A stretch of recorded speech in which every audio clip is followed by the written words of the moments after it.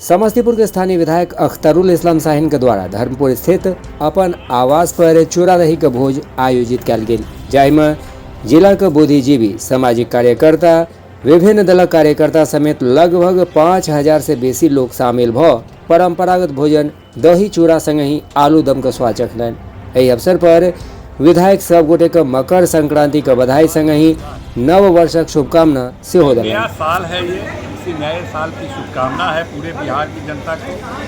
मकर संक्रांति का अवसर है, सामाजिक समरसता के रूप में इसको हम लोग मनाते हैं। पूरे जिला के लोग, प्रबुद्ध सामाजिक राजनीतिक जनप्रतिनिधि लोग मिलकर इसको हम लोग मनाते हैं, सामाजिक समरसता को और मजबूत करने के लिए।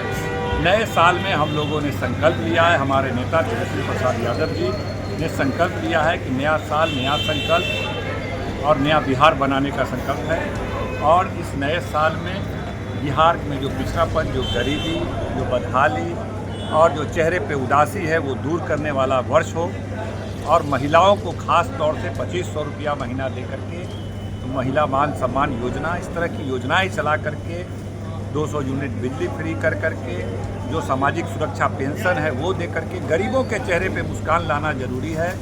क्योंकि आज के दौर में हम लोग देख रहे हैं, केंद्र की सरकार हो या राज्य की सरकार, बड़े उद्योगपति, पूंजीपतियों पर देश का संसाधन खर्च किया जा रहा है और गरीब का चेहरा झुलसता जा रहा है और उसके चेहरे पे कोई मुस्कान नहीं है। इसीलिए तेजस्वी प्रसाद यादव जी ने जो जातिगत जनगणना कराया, उसका लक्ष्य था कि लालू जी का जो संकल्प था सामाजिक न्याय, उस संकल्प को आगे बढ़ाते हुए आर्थिक न्याय देना। आर्थिक न्याय देने का मतलब है कि बिहार में जो जनगणना में 64 लाख परिवार, लगभग 1 करोड़ परिवार जो 5000 के आमदनी से कम है, वैसे तमाम लोगों को कम से कम 5 से 10 हज़ार रुपया प्रति माह सरकार डायरेक्ट उसके अकाउंट में दे। इस संकल्प के साथ हम लोग आगे बढ़े हैं और नया बिहार बनाना है, लाखों रोजगार देना है, 2500 रुपया महिलाओं को देना है और तमाम लोगों के लिए काम करना है। मुख्यमंत्री जी का प्रगति यात्रा चल रहा है, कैसे ले रहे हैं? देखिए, अंतिम इसको कह सकते हैं हम लोग कि अंतिम यात्रा है उनका।